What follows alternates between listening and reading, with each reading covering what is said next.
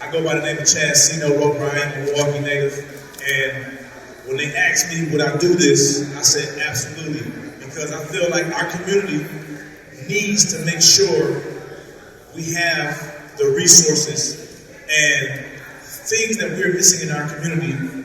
Tish has been doing for over 20 years when it comes to business, so I know the information she's about to drop. I hope y'all got y'all pens and pads ready, and I hope y'all also have y'all notes and y'all phones ready. Y'all ready? Can y'all hear me? We sound good? Yeah? All right, cool. Let's get this thing started. Tish, how you doing, sister? Hey, Chad. Hey, everybody. So, what I want to start off with, Tish, is I want to introduce you to the people for those who don't know you. How did you start this thing off? I mean, as a young Tish Taylor. Let's talk about the 10 to 15-year-old Tish Taylor. Oh, the 10 to 15-year-old Tish Taylor.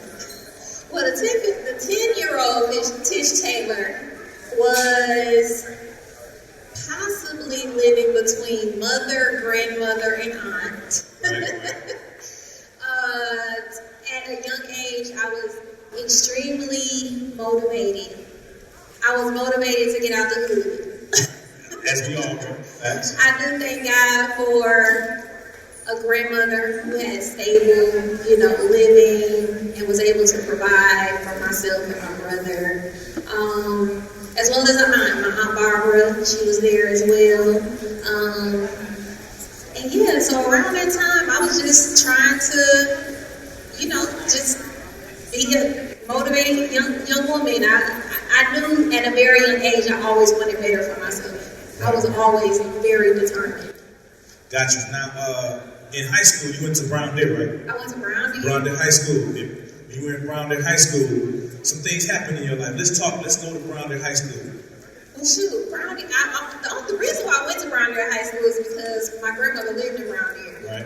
Right. So I went to Dean, Brown Deer Middle, and Brown Deer High School. And if it was a Brown Deer College, I probably went to Brown Deer College as well. And I got pregnant with my son at 17. What was I 17? Yep, I was 17. Everybody was shocked. Tish pregnant. I was pregnant, and having my son was the best decision I ever made. And when you say the best decision, because I want to go there, what do you mean by best decision? What were you thinking at that time? Well, at that time, I just felt like I didn't want to give him up. I don't know why I did not want to give him up. I just knew that he was mine. And when I found out... It's lunchtime. Hold on. Okay. And when I found out that I was pregnant, I was, I didn't second guess, not having my son. So. And look at God. Boy, listen. If I knew I was having a kid and he was going to turn out like Jacob, I would have 15 kids, baby. So, now, once Jacob entered the world, I remember this vividly too. What were your thought process as a mom, as a beginning mom? Well, when I had Jacob, for y'all that don't know, my son, his name is Jacob Blackburn. And when I had Jacob, I had this idea that I wanted to be a pharmacist, y'all, but honestly, I don't like math like that, for real. I don't even like science like that, for real. So, after I had Jacob, I said, what am I truly, truly passionate about? I knew I had a passion for fashion. Y'all see the coat. Y'all see the pants today, okay? But that didn't happen, me going to, I actually went to college for fashion marketing and merchandising. But prior to that, having Jacob, I worked temporary jobs. I went on welfare. Y'all remember when you had to go on Malik Street to apply for welfare? Yes, back there. You had to apply for welfare, apply for medical insurance, apply for food stamps. I had to go down there, and I hated it. I was like, this is not what I want. I remember thinking as a little girl, being in one of the many houses that we moved into, thinking, this is not what I wanted as a 5, 6, 7, 8-year-old little girl. I know I want better for myself. I have got to figure this out. And so I remember looking in a magazine. We were living on 42nd and Townsend. I remember looking in a magazine and I saw a school that said, you know, it was an art school in Chicago. Never heard of it, but it said fashion, marketing, and merchandising. And I remember telling my mom, like, I want to visit this school. And so I decided to enroll in college in Chicago. I left Jacob here in Milwaukee with my mom, the Lattimore family. I literally did not drive back and forth. I drove back and forth from Milwaukee to Chicago for about 3.5 years every weekend. So Jacob stayed with the family for the week, and then I came home during the weekends for 3.5 years. That's how I made it. And that right there shows consistency, people. So I'll make sure y'all don't miss that part. In any success or any success story, what you're going to find out, no matter what the story is going to be about, there's going to be a period or a long period of consistency. That's one piece of it right there. And in consistency, you're going to get discipline. Because in order to do that, you have to have consistency and discipline together to have success. All right, so now you're driving back and forth, you graduate. I graduate. Now, y'all, I'm in school for fashion. I ain't like working retail. So, I'm in school for fashion. I didn't like working retail, but my mom, you know, pretty much ran WNOB radio station. Don't let nobody else tell y'all different. I used to, as a little girl, I would be as a little girl, I was always at the radio station. So I learned what the record reps were coming in. You know, they were coming in and out of, you know, the city to promote records. So I used to intern for them. And so in Chicago, there was an opportunity for me to intern with Sony Music. And so I applied and I interned for Sony Music. So I stopped working retail. I started working as a college rep, making $65 a week. $65 a week, but that is actually where I truly learned marketing and promotions during that time. Right, and I remember they would have jam piece, and I would see you come through with the different artists. Yeah, different artists. Yeah. Mm-hmm. Now, in that area, since we're in the music, Sony's area, what were some of the tasks you would do for them as you were interning? Well, during that time, you know, it would be setting up meet and greets, flyer marketing, sniping, which is another form of marketing. And talk to us about sniping. What is sniping? Sniping is, you know, putting up posters on the street. Okay. Sometimes it's legal, sometimes it's illegal. Right. But it's a form of guerrilla marketing. Gotcha. What else did we do? Set up the radio interviews, set up any local press that, you know, was available as well. And I would say that was pretty much it. Yeah, the reason why I asked that is because what I'm trying to get you guys to see is the building blocks to the success to where she is today. So I'm going step by step so that I may know, we may know, but there's somebody who don't know these steps. So I'm being meticulous about things so that you guys are able to capture what the journey has been for her. All right, because a lot of us understand we see the end result, but very few of us understand the journey. So now we're at Sony. When does it change? What's your next step after Sony? After Sony, I was laid off in 2004. There was a huge merger with Sony and BMG. So after Sony, I applied to work for an experience marketing company. I think it's in Berlin or Germantown, GMR Marketing. I worked at GMR Marketing as an account executive, and I was over the Kimberly Clark account, which is, they own Scott Tissue. And so that is when I learned, like, another side of marketing. Actually, several things. The other side of marketing when it comes to huge consumer goods is the budget. That's number one, is the budget. But I also learned that although these companies have bigger budgets than maybe some of the record labels, we were all utilizing the same marketing channels. Sampling is nothing but passing out a flyer. Right. You know, setting up an activation at Summerfest is nothing but another artist performing and having a tent doing a meet and greet. Gotcha. You know what I mean? So the most important thing I do want a lot of the small business owners in here to know is that when it comes to marketing, don't get, intimidated by what the bigger companies are doing, because we're all literally utilizing the same channels. It's just that the content is different, and it's just that the customer is different. That's it. That makes sense. Make sure y'all, I hope y'all picking up what she's putting down. The content and the customer. Make sure that you understand who your customer is, and that your content fits your customer. Am I correct about that? Yeah, the content should fit the customer, but the content should also be aligned with the marketing plan and what the marketing goal is. Right, and we're gonna get to that, so don't think we're gonna breeze over it. So now, you're working at that marketing company, and you're working with Kimberly Clark. What's the next step for you? The next step after Kimberly Clark, Jacob Lattimore said, I want to sing and dance. There we go. So after Kimberly Clark, I actually went into full-time management. But even as a manager, you have to be a marketer. People think it's different, and there's nothing different about it.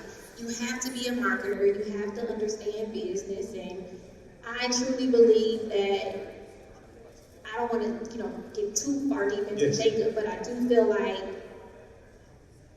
God definitely prepared me to manage his career. Being at the radio station, learning the radio station business, being a college rep, being hired by Sony Music after, even working for GMR Marketing, that's where I really learned brand partnerships, how brand and talent merge together, and how the collaboration of two brands makes a campaign even bigger.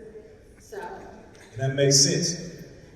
And a lot of times, as small business owners, because I was one at one point as well, we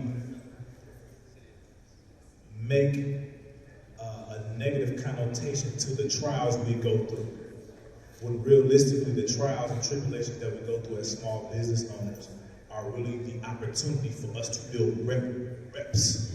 Like you're in the gym, you can actually go to the gym and work out.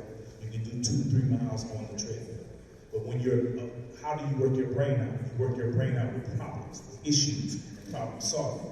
So these are opportunities for us as business owners, as small business owners, to get our reps in. But you have to see it that way first. So what I'm saying is it starts with the mindset. So everything Tish has talked to us about so far is what her mindset started out as and how it continued to grow and elevate at that area. Y'all get what I'm saying? So make sure y'all don't miss that. I'm just going to make sure y'all get what she's dropping down, okay? So now, you're managing Jacob. Jacob at this time was about 6 or 7 or 8 years old, something like that. Right? And you're here in the city of Milwaukee at that time, right?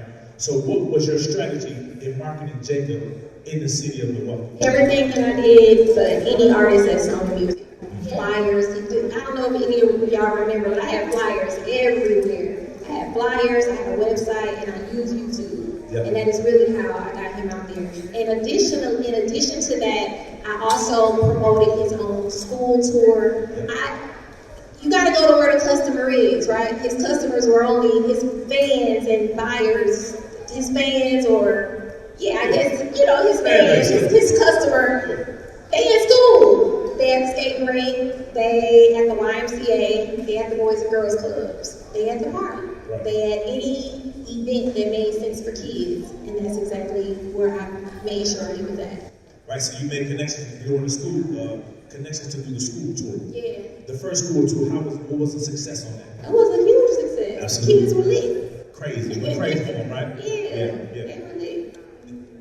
I remember when she was doing the school tours at the time, Jacob probably was maybe 10, middle school. How old are you in middle school? Like 10? About 9, 10. Yeah. And I used to record, Jacob used to record with me. And at the time, I was a high school math teacher. So I think because Jacob was not in high school, it was no big deal. So I tell Tish, just bring him to the school. He can sit in my class for the last hour, and then we can leave from here to go to record. That was the worst decision I ever made as a teacher. I almost got fired. I didn't realize he's a kid. So I'm thinking, I know when I was in high school, I didn't like people younger than me. that was totally incorrect at this time. He came in my class, came to my school, and they lost their mind. And I almost got fired not understanding how big he was as a 10-year-old. And these are high school students. So that taught me, whatever they're doing something right. So we had to leave. I had to leave early with him because I didn't know he was that big of a star at that time. So now, Jacob is starting to record and do songs and things of that nature. What's your next step to get the music out there? The first thing we did, when I was at Sony Music, I had relationships at Radio Disney. I knew that they had a program called The Incubator. And so I sent his first record and some pictures, and I submitted him for the incubator. And they hit me back about a month later and said, hey, we want to include him in this program, which consisted of him participating in various concerts that they would, promote and produce. His record being on Radio Disney Radio. And so with this opportunity, it pretty much catapulted our opportunity to start promoting in Chicago. So everything I did right in Milwaukee, I took the same system to Chicago, and I took the same system to Atlanta. So now we're moving forward. We go from Milwaukee to Chicago to Atlanta. You guys moved to Atlanta. What's the steps there? Let's dig in right there. The same thing. Same thing. I feel like if the formula is working, you don't gotta change it. You don't have to overthink the marketing that you're doing that's working. If you know that when I make that cold call and I got a sale or I got a lead, it worked. So you just have to be consistent with your formula. You don't have to reinvent the wheel. So I didn't reinvent the wheel. I literally did the exact same thing. Flyers, school. His fans are only certain, where they were at that time. And the reason why I ask that is because a lot of times as small businesses, what you do is you continue to change things unnecessarily. Yeah. That's why I ask that. Make sure that if you're changing stuff, if you're going to do things, you're adding to what's working. You're not changing what's working. Yeah. It's always good to add and subtract instead of completely changing something. So make sure you're adding to what's working, not changing what's working. And I also want to identify what marketing Absolutely. is, because I think I want to identify what marketing is. I think that's important. And if anybody wants to write it down. So marketing, in the most simple terms, because I think marketing is very confusing for people. So in the most simple terms, and if it's not simple, then tell me, and hopefully I can break it down a little bit more. But marketing, depending on the goal, marketing is the process of creating brand awareness or the process of promoting a specific product or service to a specific customer. That's in general, that's really what marketing is. And in that definition, I hope y'all got that. Y'all everybody good on that? Is that simple? Was that simple enough? One more time. Marketing is convincing. Let's start there. It's convincing a specific target audience to buy your product or service. If not buy, you're convincing a specific customer to, you want to reel them into your community. You want to reel them in as a lead, meaning you want their data. You want to lead them into your email funnel or your text message funnel. Do y'all want me to say this? Did y'all understand that, or should I repeat what I said the first time? For the first time? Okay. So, depending on the goal, marketing is the process of creating brand awareness and or the process of promoting the buying of a product or service to a specific customer. Because you can't sell to everybody. You gotta know who your customer is. You gotta know she said it, target audience, target customer, target buyer. We're not all here to sell to everybody. You have a specific customer, a die-hard customer that wants your product or service. And why do we do marketing? Why do we do marketing? The reason why we do marketing is because we want to acquire new business. We want to keep the customers that we already have. And when we keep those customers, we got to keep storytelling to those customers because we want to convert them to be loyal customers. We want to convert them to be repeat customers. And we want to convert them to be organic brand ambassadors. We don't want them to go nowhere else. I've been using Neutrogena since 2007. Ain't nobody in this room can tell me to use anything else. And honestly, I feel like that's what we all aspire to be.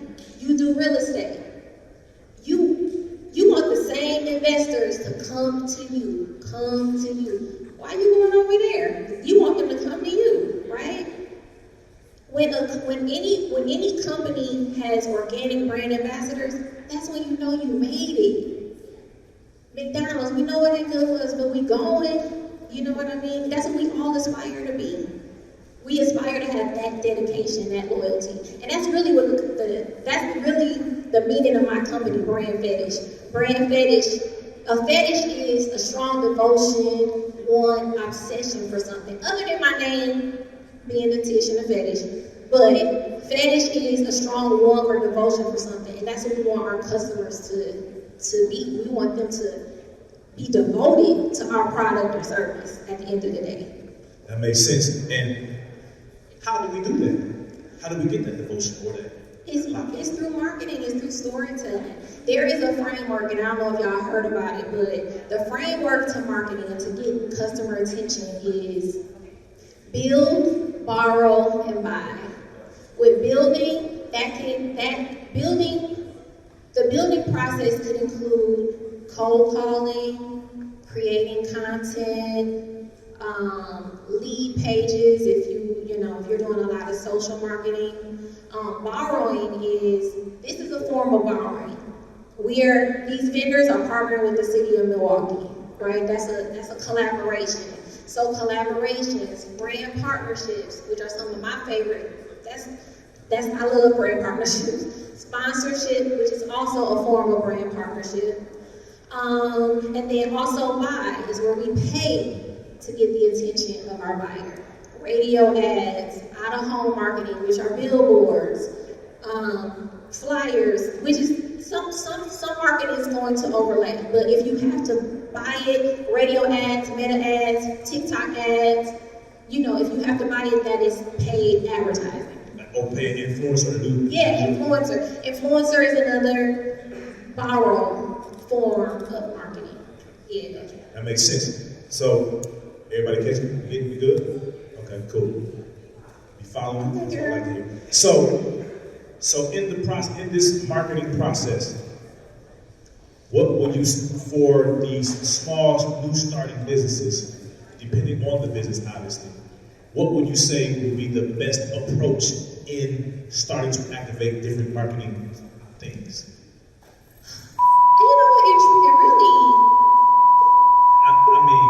Now we have recess. Y'all. There's a recess. I definitely feel like starting a small business, I think one of the main things I think we forget about is trademarking our name. Because we think it's expensive. And you think that ain't nobody gonna have your name. And they are. So I definitely feel like owning your name, that is your brand identity. So, get that in order, hire you a trademark attorney and get your company name trademarked. Of course, you want to legally have your company, so you want to, register your company as an LLC, S Corp, C Corp, however you're going to do it. You want to get your EIN number, the basic stuff. That's the basics. Now when you have those basics and you have your product, I think you have to, once you have your product, you have to identify who needs your product and why they need it. And is that a part of customer acquisition? Is that similar to that? Customer acquisition? Like when you're trying to acquire your customers, is that? I guess it could be. Yeah, but it's really just breaking down who is the demo, who is the gender, what kind of money do they make, do they have kids, what side of town are they on, do they go to sporting? You really want to break down who your customer is. It's It's called a customer persona.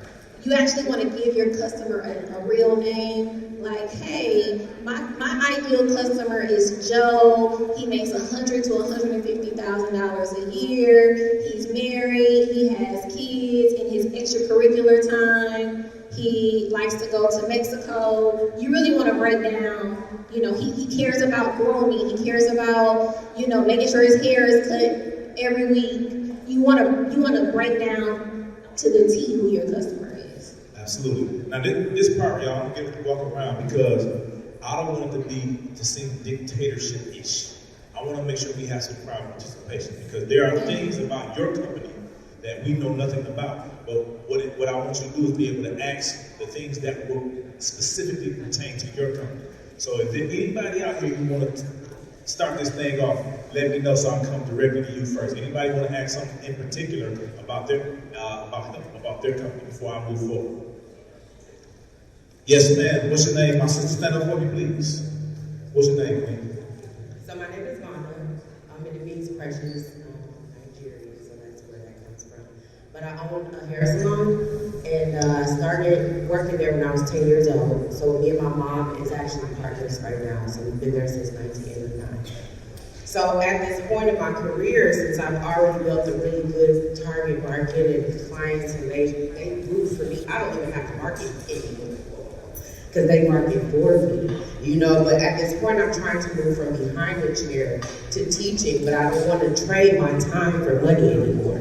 Like, I'm at the point where I want passive income, so I want to move into teaching, but I want to create content that people can subscribe to, and then they can learn different techniques about doing hair and things of that nature. So how that transition specifically is my question. How can I transition into doing that?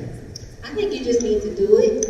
I think you're probably overthinking, still trying to figure it out, but I think you want to put a plan together, a marketing plan for the digital products that you now want to create. So you may want to create ebooks? Do you want to create webinars, long form webinars? Do you want to create short form webinars? Do you want to do short term consulting where you do 1 hour calls? Do you want to do VIP days where, you have to determine what that digital product is. From there, then you want to create a digital storefront. And then from there, I know you don't want to stop teaching in the classroom. Okay.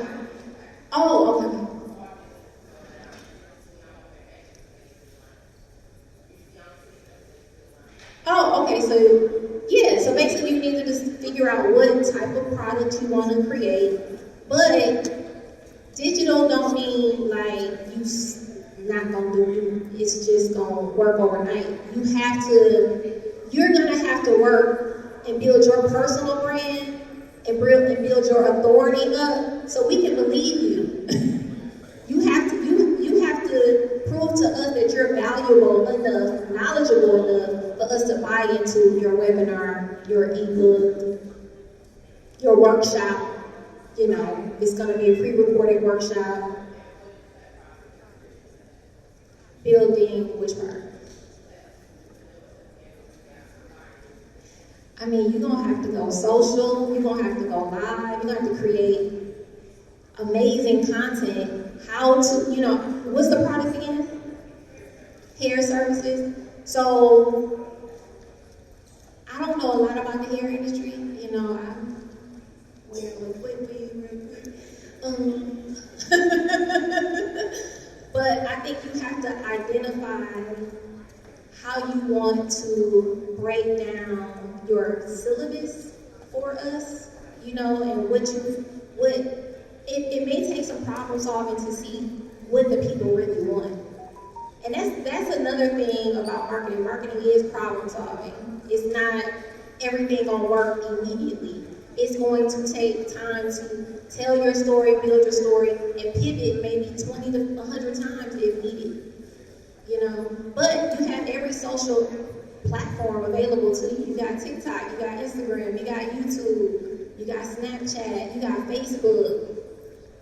It's probably going to take you getting on literally every platform, placing that content there, seeing who's engaging, what's working, what kind of questions are they asking. Once they're asking questions, that'll tell you what type of content you should create and what you should sell. And also, when it comes to building, because to me it sounds like you want to build a personal brand more so than anything. I know we all need to make money, but sometimes, you gotta give a freebie away, a couple of freebies away until people feel comfortable enough to buy, to purchase from you. And also, that's how you can get your leads, Hey, y'all want to know how to do this style I have right here? I break it down in this ebook. You do a Facebook ad, an Instagram ad, a TikTok ad, and you reel your leads in from there. I'm trying to break it down in, such a short time, but, if that makes sense. And that's, now, if for those who may have questions that we don't get to, Tish, you have a program that you do, a special where an hour call, what is it called again? I do a Power Hour marketing audits. Power Hour marketing audit. And how could that be? How could they get that? You had that number or that information? Oh yeah, well everybody, if you got your phone, we got it. I was gonna announce it at the end. But we're gonna do it a couple times so that we don't miss. So let's start right now. If you have your phone, you can subscribe to my text message. It's 414. Yep, I still got 414. Here we go. 414-441-7676. Text MKE to that number, and you should get a link back to book an appointment, a Power Hour marketing audit. And it's actually on sale for $167, typically $267. I love y'all. That's why I gave y'all this sale. Okay. We're gonna come. Repeat the number. Repeat the number for 414-441-7676. Text MKE to 414-441-7676. Did that work? Okay. Just want to make sure, I'm trying to make sure we get everything in, because what we like to do is make sure we take care of home. We both from the mill. I went to Rufus King, so we want to make sure we take care of home. You know what I'm saying? General's in the house. I see my man. Next question, stand up, my young brother. Young entrepreneur. You look young, man. You look like you're about 25 years old. That's somewhere around. What's your name, bro? Talk to us. How's it going? I'm Mike. Looking at starting a new small business, my dream is to build a production house, kind of similar to Tyler Perry, and what he did in like having that infrastructure. For that, we're going to be doing a lot of content with artists and other creators, and I know one of the biggest resources is like having a space to do an interview or do a live session with the artist. Do you have any suggestions since you work with artists in that? Have any suggestions to how to build secure a space for content, like to produce an interview at or do live sessions with artists? I do marketing. Talk to all the women cards back here. She got all your real estate needs. I don't be buying it right now because the marketing aspect, or like working with other businesses, working with other. Honestly, I think we sleep on cold calling. We sleep on calling people. Right. Pick up the phone and call people. We sleep on door to door. I feel like social media has gotten us to a place where we feel like door to door, cold calling, just direct marketing is whack, and it's not. I do sponsorship. I solicit sponsorships for major brands and major personalities that have events.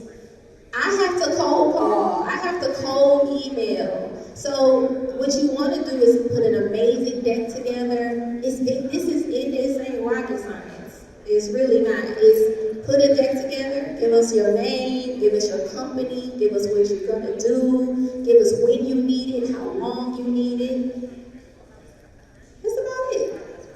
Yeah. And also, one piece you also And build a database too. And build a database of all of these places that you reached out to. That's a great start. Yeah. And also add in part of your company a nonprofit arm. Because you're able to get revenue from that. Oh, that's true. You can't get from the LLC arm. I'm telling you that because I've done it myself. That's true because when I solicit sponsorship for brands, they have social justice departments that have a totally different budget from the other, product marketing departments. And a lot of the social justice components, they like to spend their money at the end of the year. A lot of time at the end of the year and holidays. So.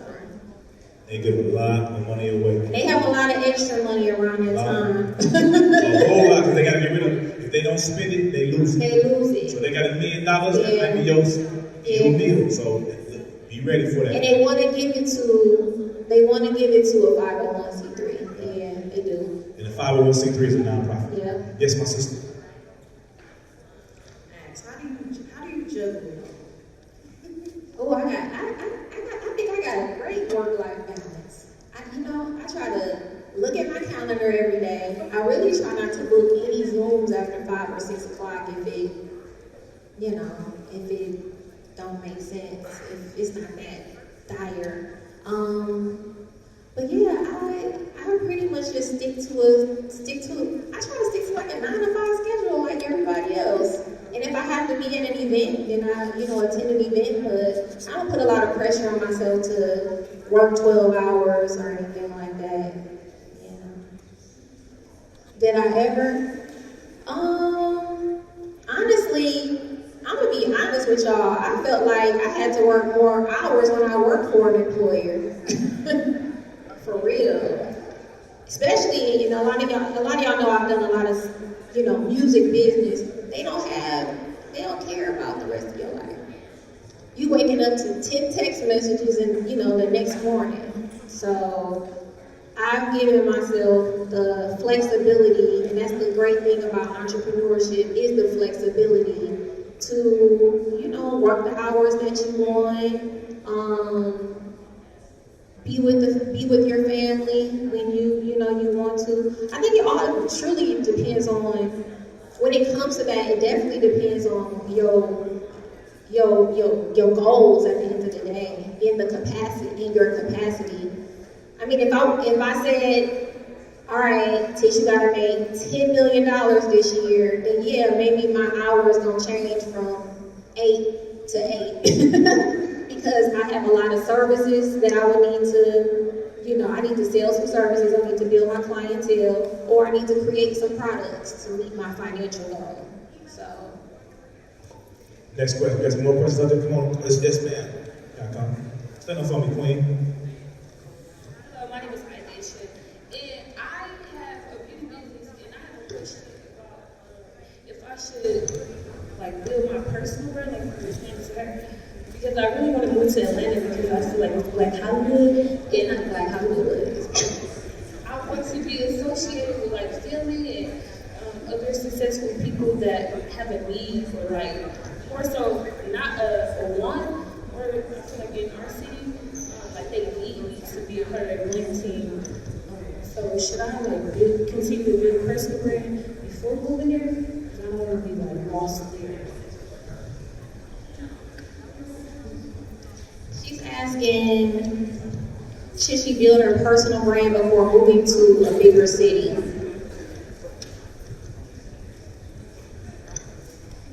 I want to answer this correctly. I don't think you have to. I don't think that you should build your personal brand specifically because you want to move to a bigger city. You want to build your personal brand because what other goal is there? Is there a financial goal there? Do you want to create products? What is the goal? Not just because you want to move to Atlanta.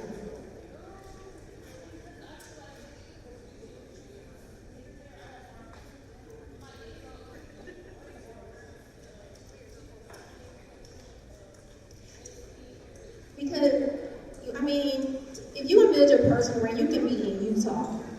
you literally got you on your phone probably all day too. So you have the devices and the mediums to build your personal brand pretty much anywhere. Pretty much anywhere. You just have to identify. It sounds like you still have to just identify like your purpose. You have to identify what you really want to be known for and really hone in on that. It's called, I think you know, it's called, I'm going to get to it. It's a specific name to hone it into who. It's not a niche. It's not a niche. It's a specific name for what I want to say, and I can't think about it right now. Let me get back to you. Yeah. Okay, so my suggestion would be for all those who trying to do stuff like this young lady, the hardest part about anything is starting. So even if you were thinking about building your personal brand, you should start trying to. Yeah. So anything you want to do, the hardest part of anything is starting. Then the second hardest part is to continue. So anything you want to do, start first. Yeah, definitely start. Have you started building your personal brand?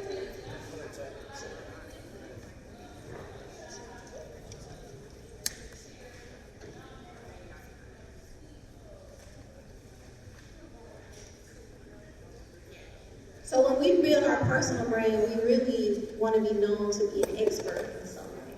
So are you looking to be an expert to be known worldwide, or?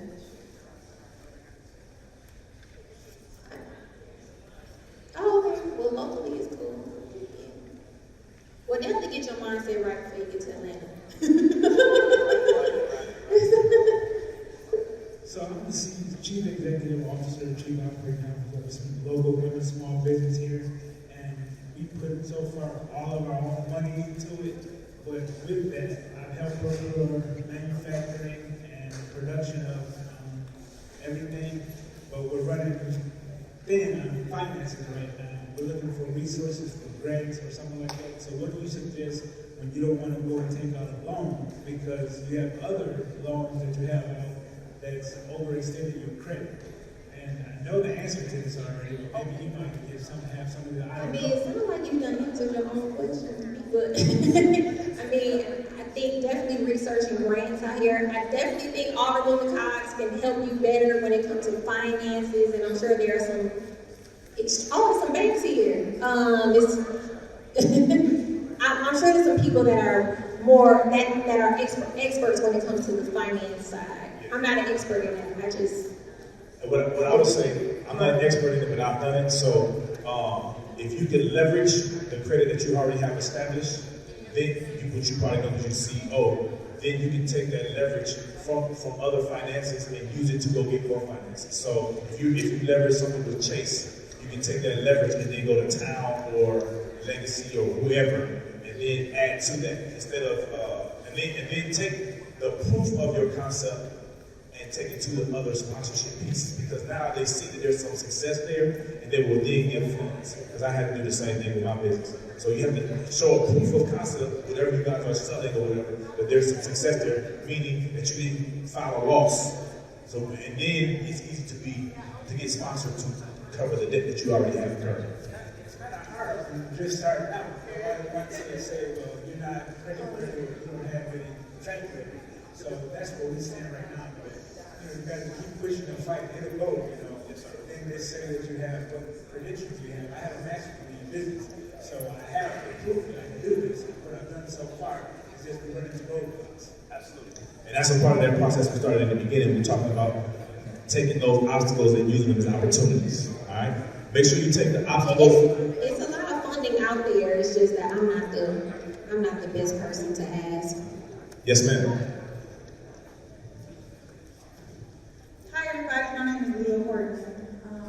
My question is, how did you expand to agency model? Oh, that's a good question. So I've been doing branding on and on for about 3 years. I started stop. I work with 6-figure business owners, 7-figure business owners, small businesses, and I always get like, this can buy a little bit. So how did you expand to an agency model? So I really started my agency back in, I would say 2022. The name has changed, the business model has changed, several times. I did get I got to a place where I wanted to build my personal brand. I was doing a lot of lives. I was trying to create products. For me, y'all, I got exhausted. It's exhausting. I mean, creating your personal brand is a great thing, but it takes work. Like, you have to show up. You gotta show up. And another thing about me, I've always been a hybrid. I've been /entrepreneur, but I've also worked 9 to 5s with people as well, or employers as well. I think for me, I got to a point where I had to identify what my strengths were, what my weaknesses were, and what I really had the capacity to do. And I really thought, for me, my passion was, I want to work with the big brands, as an agent. I don't want to be an employer, because as while I was working as an employee, I'm like, we hire agencies anyway. So why do I have to deal with the politics of this when I can just, work with them on a contract by contract basis? So for me, it boiled down to capacity. It boiled down to capacity. And it also boiled down to me wanting to work with marketing directors, brand managers, who are the decision makers. I also didn't want to have to worry about a check. I didn't. That's very honest. I mean, as small business owners, sometimes we deal with, and we can be sympathetic and empathetic to owners who may not be able to pay you the retainer that they owe you contractually the following month. I didn't want to deal with that. I'm like, I literally decided these are the customers that I want. I want to work with Fortune 500 clients. That's it. That's where I am right now. Will I decide to create more digital products and, elevate to, put out more content? Maybe one day, but that's where I am right now. Hopefully that answers your question. So listen. You want to do it? You want agency hire? That's good. So listen, our time is up. But you have anything to say in closing as we in this segment? Yeah, in closing, I would like to say, when it comes to marketing and building your business, sometimes it's not always about the sale. And I know it's not about the sale right away. And sometimes the goal should not always be the sale. The goal should be leads, the goal should be shares, the goal should be brand awareness, the goal should be impressions. I think it's important for us to be patient with our processes. That's the most important thing. And last thing I want to leave with you guys is know the difference between opportunities and assignments. They seem to be the same, but they're completely different. Your opportunity leads you to your assignment, which allows you to then lead you to success, because that's something you're actually passionate about. So make sure you don't confuse an opportunity with an assignment. All opportunities do not come attached to a check. That's why it's called an opportunity. But that assignment is going to get you paid, okay? So make sure you know the difference between opportunity and assignment. And as we close, one thing about a dream, it never expires. Peace.